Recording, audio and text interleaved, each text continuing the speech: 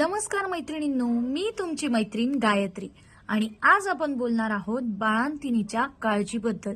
कसं आहे ना, जेव्हा घरात बाळ येतं तेव्हा सगळ्यांचं लक्ष त्या बाळाकडेच असतं. पण बाळंतिणीचं काय?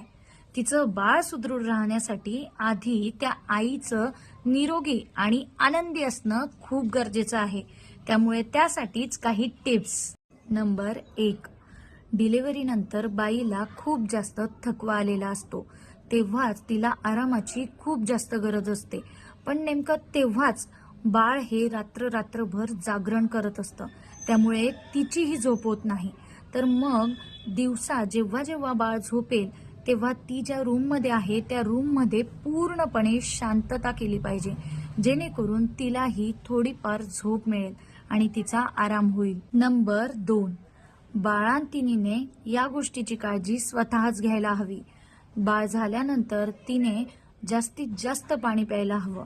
दिवसातनं कमीत कमी 3 ते 4 लिटर पाणी तिने पिलंच पाहिजे, ज्यामुळे तिचा थकवा थोडाफार प्रमाणात कमी होतो.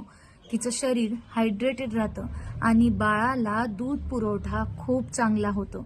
त्यामुळे तिची आणि बाळाचीही तब्येत चांगली राहते. नंबर 3, अजूनही बऱ्याच घरांमध्ये काय होतं, बाळंतिणीला एकाच प्रकारचा आहार दिला जातो. म्हणजे फक्त पालेभाज्यांचं पाणी आणि भाकरी याच गोष्टी दिल्या जातात. पण असं करायला नको. तिला संपूर्ण आहार म्हणजे सकस आहार तिला दिला पाहिजे, पौष्टिक आहार तिला दिला पाहिजे.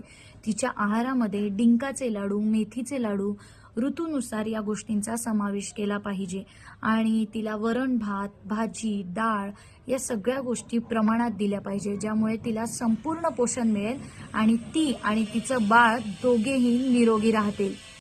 नंबर 4, बाळंतिणीला वाफारा देणं शक्य असेल तर नक्की दिला पाहिजे. पण मालिश ही बाळंतिणीची झालीच पाहिजे कुठल्याही परिस्थितीमध्ये. कारण की मालिशने तिला जो थकवा आलेला असतो डिलिव्हरी दरम्यान तो खूप प्रमाणात कमी होतो. आणि घरच्यांसाठी ही एक मेसेज, जेव्हा बाळंती चिडचिड किंवा रागराग करते तेव्हा थोड्या प्रमाणात तिला समजून घ्या. ती एका त्रासात न जाते. तिला एकटी असल्याची जाणीव होऊ देऊ नका आणि तिची काळजी घ्या.